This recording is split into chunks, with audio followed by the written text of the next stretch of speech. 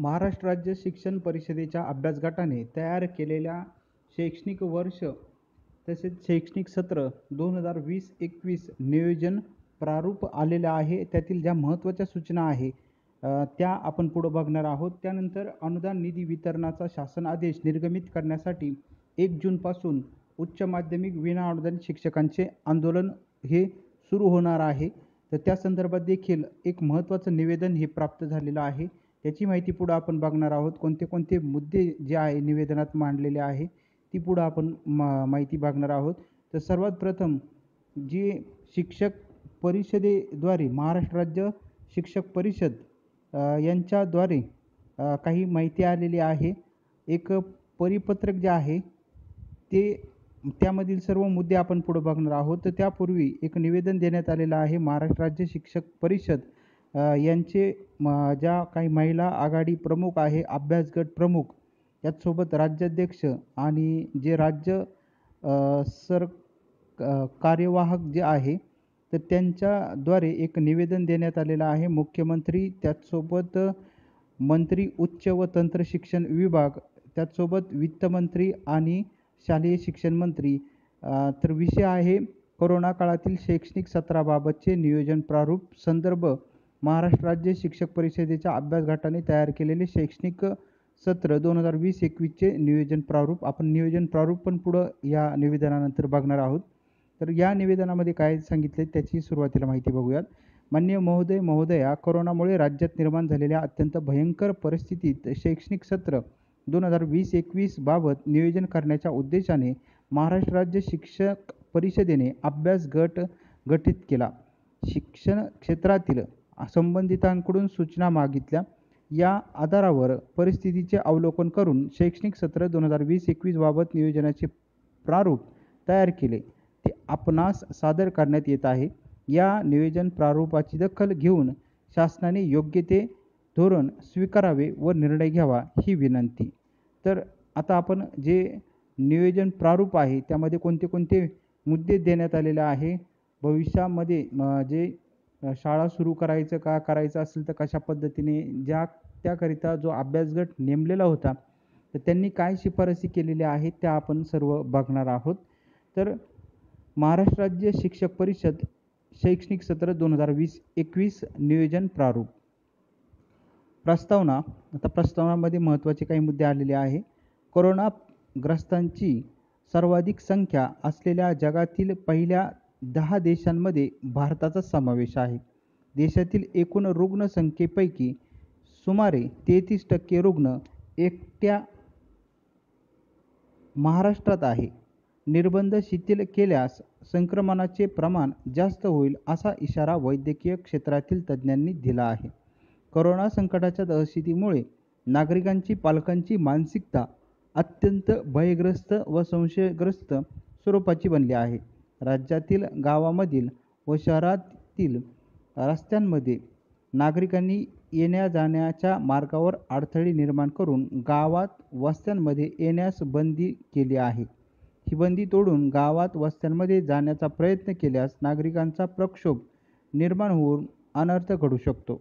अशा परिस्थितीत पालक आपल्या पाल्यांना शाळेत पाठविण्याच्या मानसिकतेत नाही. राज्यात निर्माण झालेल्या महाभयंकर परिस्थितीचा अभ्यास करून शैक्षणिक सत्र 2020-21चा प्रारंभ व नियोजन याबाबतचे प्रारूप तयार करण्यासाठी महाराष्ट्र राज्य शिक्षण परिषदेने राज्यस्तर अभ्यासगट तयार केला. या अभ्यास गटामध्ये 15 व्यक्ती होते. त्यामध्ये आपण नाव आणि पद जे आहे ते बघणार आहोत. तर सुरुवातीला सौ पूजा चौधरी राज्य महिला आघाडी प्रमुख या अभ्यास गटामध्ये प्रमुख होत्या. त्यानंतर 2 नंबरला वेणुनाथ कडू राज्याध्यक्ष सदस्य होते.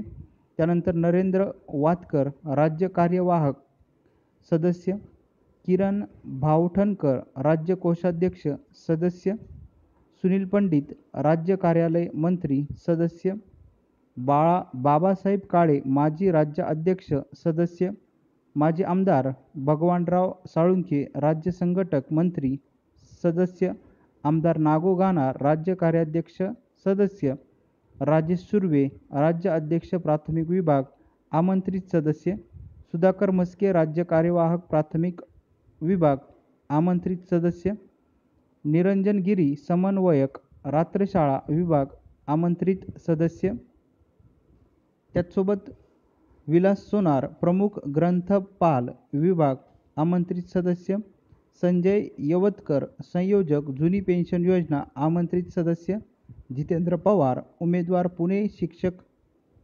पुणे विभाग शिक्षक मतदारसंघ आमंत्रित सदस्य. राजकुमार बोनकिले उमेदवार अमरावती विभाग शिक्षक मतदारसंघ आमंत्रित सदस्य. राज्यातील पदाधिकारी कार्यकर्ते व शिक्षक यांच्याकडून प्राप्त सूचनांच्या आधारावर अभ्यास गटाने प्रारूप तयार केले. यामध्ये सर्वात प्रथम आता पहिला मुद्दा शैक्षणिक सत्राचा प्रारंभ. त्यामध्ये प्राथमिक माध्यमिक व उच्च माध्यमिक शाळा महाविद्यालय यांच्याकरिता प्रचलित शिक्षण व्यवस्थेत शैक्षणिक सत्राचा प्रारंभ जून महिन्यात करण्याचा प्रघात आहे. राज्यात निर्माण झालेली अत्यंत भयावह जीवघेणी परिस्थिती विचारात घेता विद्यार्थ्यांच्या शैक्षणिक व कर्मचाऱ्यांच्या जीविताचे संरक्षण करणारी भौतिक व्यवस्था निर्माण केल्याशिवाय तसेच कोरोना संकटावर मोठ्या प्रमाणात नियंत्रण प्राप्त झाल्याशिवाय शैक्षणिक सत्र सुरू करण्याचा अट्टहास करू नये. विद्यार्थी शिक्षक व कर्मचाऱ्यांच्या जीविताचा विचार प्राधान्याने करून नंतरच शैक्षणिक नुकसानीचा विचार करावा. शैक्षणिक सत्र सुरू करण्याकरिता अनुरूप परिस्थिती निर्माण झाल्यानंतर विद्यार्थी वयोगटाच्या आधारावर टप्प्याटप्प्याने शैक्षणिक सत्र सुरू करण्याचा निर्णय घेण्यात यावा. इयत्ता पहिली ते इयत्ता 5वी, इयत्ता 6वी ते इयत्ता 8वी, इयत्ता 9वी ते इयत्ता 12वी व महाविद्यालयीन विद्यार्थी असे टप्पे असावे.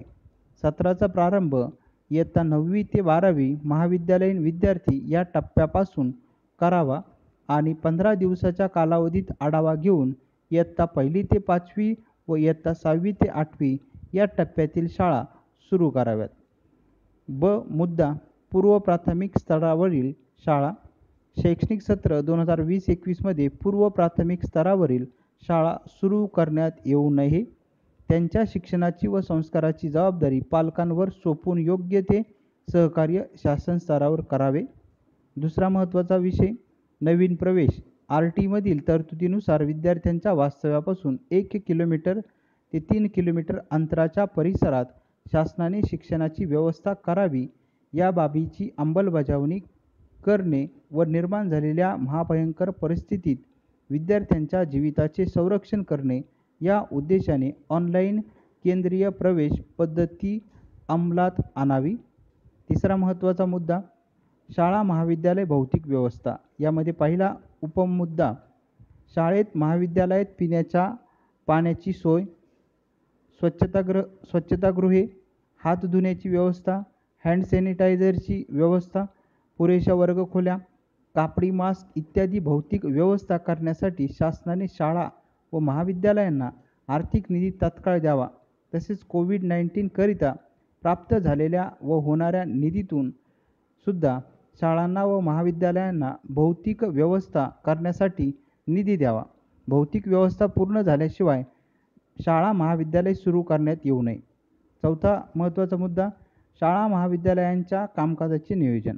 त्यामध्ये पहिला मुद्दा कार्यालयाची वेळ सकाळी 9 ते दुपारी 4 ठरवावी. कार्यालयातील कर्मचाऱ्यांची बैठक व्यवस्था भौतिक दूरतेचे पालन करणारी असावी. विद्यार्थ्यांच्या अध्यापनासाठी प्रत्येक वर्ग तुकडी भौतिक दूरतेचे पालन व्हावे या दृष्टीने 20 ते 25 पेक्षा जास्त विद्यार्थी असू नयेत.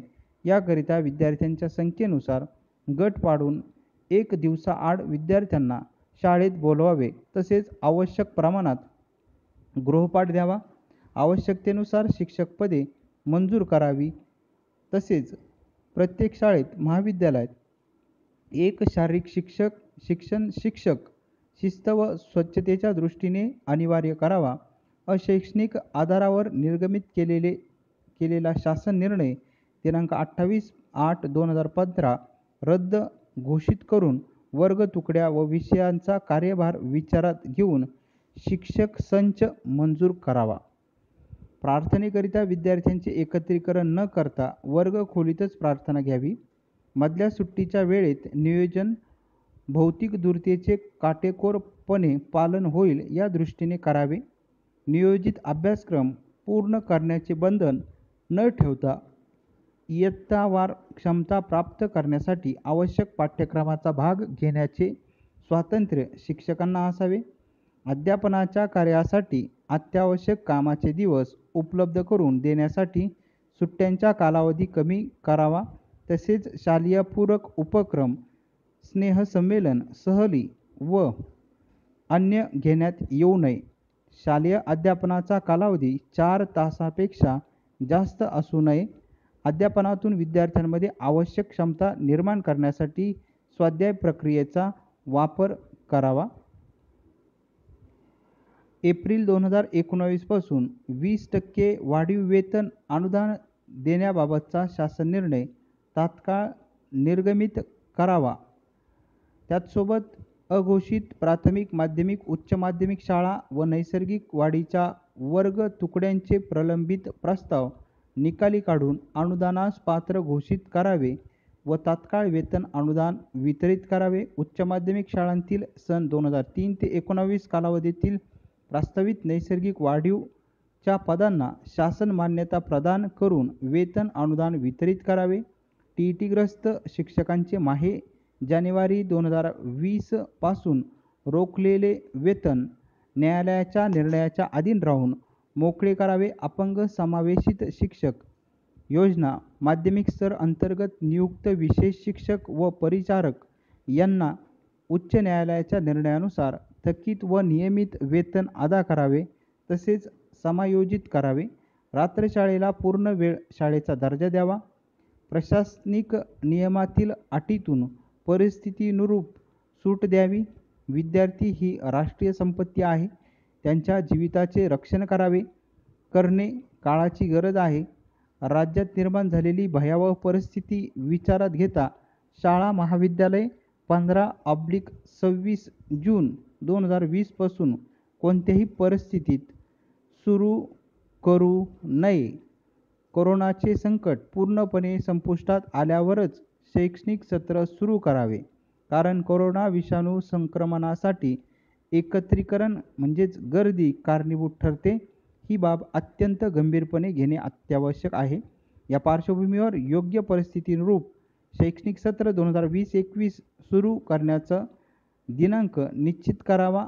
तसेच शैक्षणिक सत्राकरिता उपरोक्त सूचनांची दखल घेऊन नियोजन करावे व त्यानुसार कार्यवाही करावी ही विनंती. आणि यावरती सही केलेली आहे सौ पूजा चौधरी, महिला आघाडी प्रमुख, अभ्यास गट प्रमुख, वेणुनाथ कडू राज्याध्यक्ष आणि नरेंद्र वातकर राज्य सरकार्यवाह. आता यानंतर त्याचसोबत आणखी ज्या महत्त्वाच्या यामध्ये मुद्दे मांडलेले आहे. शाळेतील महाविद्यालयातील अध्यापनाला ऑनलाईन अध्यापन पर्याय नसून पूरक आहे. त्याकरिता प्रत्येक विद्यार्थ्याला आवश्यक ती साधन सामुग्री शासनाने उपलब्ध करून द्यावी.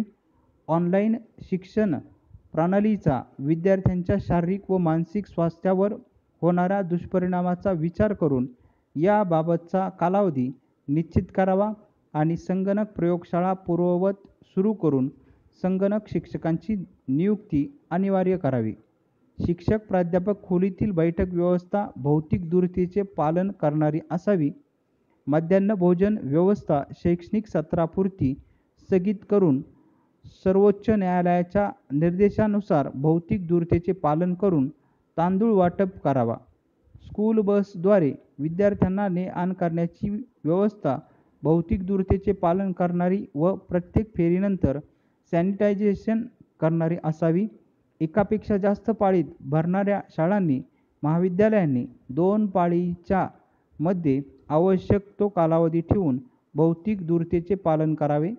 एकाच परिसरातील शाळांनी महाविद्यालयांनी कोरोनाचा संसर्ग होऊ नये म्हणून गर्दी टाळण्यासाठी शाळा महाविद्यालय भरणे व सुटणे या वेळा भिन्न ठेवाव्यात. कोरोना विषाणूचा प्रादुर्भाव रोखण्यासाठी विद्यार्थ्यांना कोरोना विषाणूची योग्य माहिती पुरविणे व रोगप्रतिकार शक्ती वाढविणे अत्यावश्यक आहे. त्याकरिता रोज ध्यान, प्राणायाम आणि रोगाबद्दलची माहिती देणे अनिवार्य आहे. यासाठी विशेष योगा शिक्षकाची नियुक्ती करावी. सत्राच्या पहिल्या दिवशी सर्व विद्यार्थी, शिक्षक व कर्मचाऱ्यांची कोरोना रॅपिड टेस्टिंग करावी. तसेच दर 15 दिवसांनी प्रत्येक विद्यार्थ्याची, शिक्षक कर्मचाऱ्यांची कोरोना रॅपिड टेस्ट करावी आणि संशयित विद्यार्थी, शिक्षक व कर्मचाऱ्यांना विलगीकरण कक्षात ठेवावे. शाळेत, महाविद्यालयात एक विलगीकरण कक्ष असावा. विद्यार्थी, शिक्षक व कर्मचाऱ्यांच्या रोजच्या तापमानाची नोंद ठेवावी. त्याचसोबत पालकांना शालेय महाविद्यालय परिसरात प्रवेश देण्यापूर्वी स्क्रीनिंग, सॅनिटायझिंग करणे आणि मास्क परिधान करणे बंधनकारक करावे. शिक्षकांना इतर अशैक्षणिक कामे देऊ नये. कोरोना संकटावर मात करण्यासाठी शासन करीत असलेल्या उपाययोजनेत राज्यातील सुमारे 1 लाख शिक्षक नियुक्त करण्यात आले आहे. त्यांना तात्काळ कोरोना कार्यमुक्त करावे व 14 दिवस घरी विलगीकरणात ठेवावे. तसेच या शैक्षणिक सत्रात शिक्षक कर्मचाऱ्यांना अतिरिक्त ठरविण्यात येऊ नये. विद्यार्थी, शिक्षक व कर्मचाऱ्यांना विमा पॉलिसीचे संरक्षण द्यावे. महाराष्ट्र राज्य व उच्च माध्यमिक शालांत परीक्षेत अनुत्तीर्ण होणाऱ्या विद्यार्थ्यांची पुरवणी परीक्षा माही 2020 मध्ये न घेता योग्य परिस्थिती निर्माण झाल्यावर घ्यावी. तसेच इयत्ता 12वीच्या नवीन अभ्यासक्रमाची पाठ्यपुस्तके जून 2020 मध्ये उपलब्ध करून देणे शक्य नसल्यास जुनाच अभ्यासक्रम या शैक्षणिक सत्राकरिता कायम ठेवावा.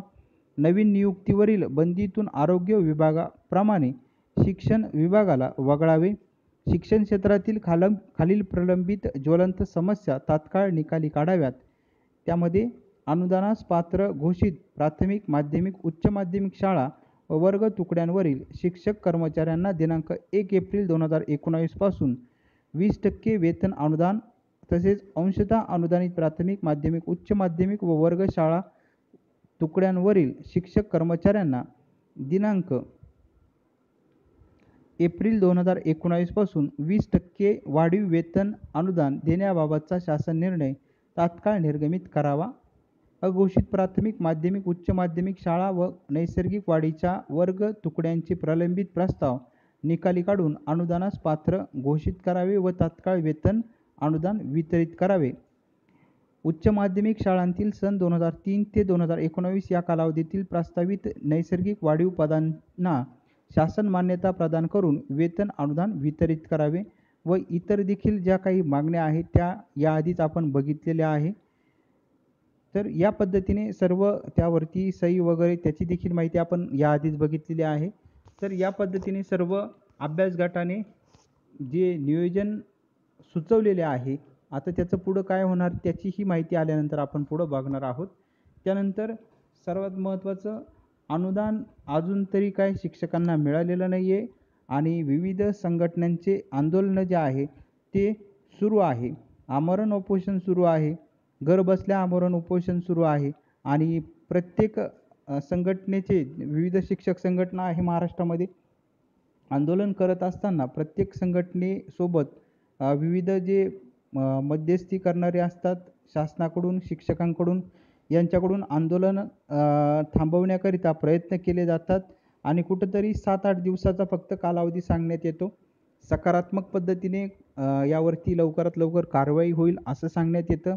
परंतु अजून देखील 20 वर्षाचा जो प्रवास आहे तो मात्र अजून शिक्षकांचा विनावेतन प्रवास संपलेला नाही आहे आणि आता पुन्हा जी महाराष्ट्र राज्य उच्च माध्यमिक कनिष्ठ महाविद्यालय शाळा कृती संघटना यांच्या माध्यमातून यांच्याद्वारे आंदोलन करण्यात येणार आहे.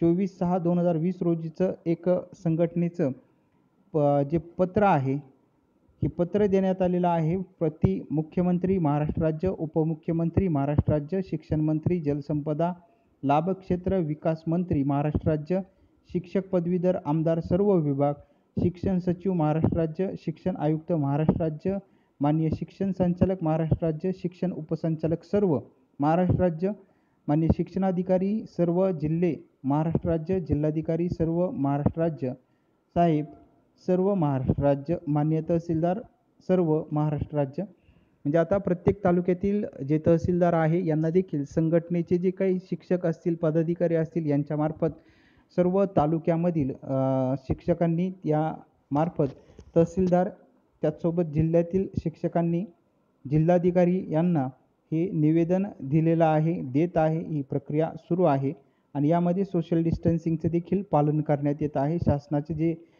कोविड-19 करिता जे नियमावली दिलेली आहे त्याचं पालन करून सदर निवेदन जे आहे विविध जे आता आपण अधिकारी बघितले त्यांच्यापर्यंत ईमेलद्वारे किंवा स्वतः शक्य असेल तर हे देण्यात येत आहे. त्याची ओसी घेतली जात आहे. याचा विषय जो आहे तो विषय आपण बघणार आहोत. राज्यातील विनाअनुदानित उच्च माध्यमिक शिक्षकांच्या खालील मागणीच्या पूर्ततेकरिता दिनांक 1 जून 2020 पासून नाईलाजास्तव राज्यभर आमरण उपोषण करणेबाबत.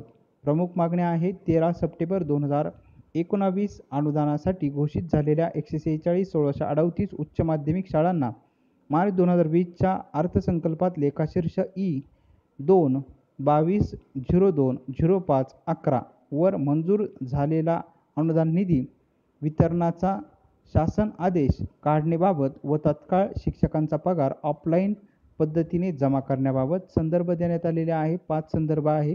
शासन आदेश 28/2/2018, शासन आदेश 13/9/2019, पुरवणी मागणी 24/2/2020, शासनपत्र 26/3/2020 आणि 5वं महत्त्वाचं 1 मे 2020 रोजीचे कपिल पाटील यांच्या नेतृत्वात विनाअनुदानित शिक्षकांनी केलेले लाक्षणिक उपोषण. महोदय, माननीय साहेब, तमाम विनाअनुदानित शिक्षकांच्या व्यथा माहिती असताना देखील मंजूर केलेल्या अनुदानाचे वितरण केले जात नाही. वित्त विभागाने उच्च माध्यमिक शाळांची संपूर्ण माहिती तपासली आहे, तरीही अनुदानाचे वितरण केले जात नाही. वित्त विभागाने उच्च माध्यमिक शाळांची संपूर्ण माहिती तपासली आहे. आपण निवेदनातील मागणीबाबत शासनाला न्याय देण्यास भाग पाडणार याबद्दल महाराष्ट्रातील शिक्षक आपल्याकडे या संकटकालीन परिस्थितीत मोठ्या आशेने पाहत आहे. माननीय साहेब, वरील संदर्भीय विषयांन्वये आपणास कळकळीची विनंती करण्यात येते की 13 सप्टेंबर 2019 अन्वये अनुदान मंजूर व अनुदान पात्र घोषित 146,1638 उच्च माध्यमिक विद्यालय यांची पुरवणी मागणी अधिवेशन काळात दिनांक 24/2/2020 रोजी सभागृहात मंजूर करण्यात आले आहे. ही पुरवणी मागणी प्रस्तावित करत असताना माननीय शालेय शिक्षण विभागाने सादर केलेली माहिती माननीय सचिव अर्थ व नियोजन यांनी तपासणीअंती EPC समोर सादर केली होती व त्याच वेळेस EPC अग्रक्रम समितीने विधिमंडळाच्या वेळेस समोर मांडण्यात मान्यता दिली व त्यानुसार 24/2/2020 पुरवणी मागणी मंजूर झाली. संपूर्ण माहिती ही वित्त विभागाच्या दिलेल्या फॉर्मॅटनुसार तपासणीअंती मंजूर रक्कम 106,74,72,000 रुपये मंजूर केलेली आहे. हा खर्च चालू वित्तीय वर्षाच्या मंजूर अनुदानातून भागविणे शक्य आहे. तरीही शिक्षण विभाग 2 महिने उलटूनही निधी वितरणाचा शासन आदेश काढलेला नाही आहे. शासनपत्र 26/2/2020 मागवलेली सर्व माहिती शासनास 58 मुद्द्यांच्या फॉर्मॅटमध्ये पुरवण्यात आलेली आहे. त्यामुळे शासनाने वेळकाढूपणा थांबवून निधी वितरणाचा शासन आदेश निर्गमित करावा. महोदय, गेल्या 15 वर्षापासून आपल्या उपेक्षित शिक्षकांसोबत आहेत. यामुळे कायम शब्द निघाला. आपल्या वेतनाच्या आशा पल्लवित झाल्या आहेत. आता आपण भाग घेऊन न्याय मिळवून द्यावा ही राज्यातील तमाम शिक्षकांची मागणी आहे. पुरवणी मागणीच्या माध्यमातून मंजूर निधीच्या वितरणाचा शासन आदेश निर्गमित होण्यास दिरंगाईमुळे अनेक विनाअनुदानित उच्च माध्यमिक शिक्षक, शिक्षकेतर कर्मचारी हवालदिल झालेले असून त्यांचे आर्थिक व मानसिक संतुलन बिघडत चालले आहे. यातून 95 शिक्षकांच्या आत्महत्या झाल्या आहेत. मागील 15 दिवसात 5 शिक्षकांचा निधी वितरणाचा शासन निर्णय काढण्यात होत असलेल्या दिरंगाईमुळे तणावाखाली येऊन आत्महत्या मृत्यू झालेला आहे. आता अजून उशीर झाल्यास वाईट घडण्याची शक्यता नाकारता येत नाही. तरी माननीय महोदयांनी आपण माननीय मंत्री महोदय, शिक्षण मंत्री वर्षाताई गायकवाड यांना विनंती करून 146 व 1638 मधील वित्त विभागाने ज्या पात्र ठरवलेल्या उच्च माध्यमिक शाळा आहेत त्यांचा मंजूर अनुदानाचा निधी वितरणाचा शासन आदेश निर्गमित करून हजारो शिक्षक, शिक्षकेतर कर्मचाऱ्यांना न्याय द्यावा व होणारा अनर्थ टाळावा ही कळकळीची विनंती. आणि यावरती जे राज्याध्यक्ष आहे, कार्याध्यक्ष आहे, राज्य सचिव त्याचसोबत राज्य संघटक यांच्या देखील जी सही यावरती निवेदनावरती आहे. आणि त्याचसोबत राज्यातील सर्व तालुक्यातील, जिल्ह्यातील व इतर ठिकाणी जे शिक्षक आहेत ते संबंधित पदाधिकारी यांना किंवा संबंधित यंत्रणेला निवेदन देत आहे. ईमेलच्या माध्यमातून किंवा ज्या ठिकाणी शक्य असेल स्वतः देणं, तर त्या ठिकाणी 1-2 शिक्षक किंवा जे संपूर्ण कोविड-19ची नियमावली आहे सोशल डिस्टन्सिंगचं पालन करून निवेदन हे देण्यात येत आहे. आता नेमकी काय होणार त्याची देखील माहिती आपण वेळोवेळी बघणार आहोत.